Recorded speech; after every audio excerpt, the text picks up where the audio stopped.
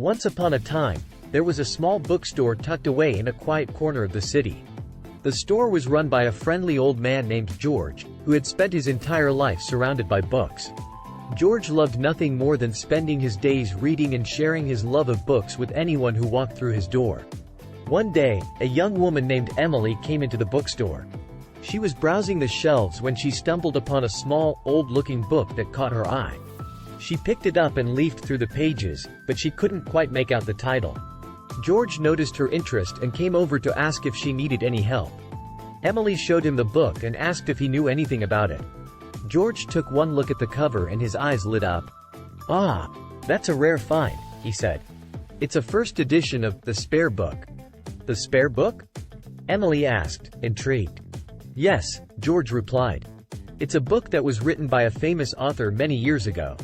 He had originally written it as a spare, just in case his publisher didn't like his main work. But the publisher loved the main work so much that he never needed to use the spare. The author kept the spare book with him his entire life, but it was never published until after his death." Emily was fascinated by the story and asked if she could buy the book. George hesitated for a moment, then smiled and said, "You know what? I think this book was meant to find you. Take it as a gift."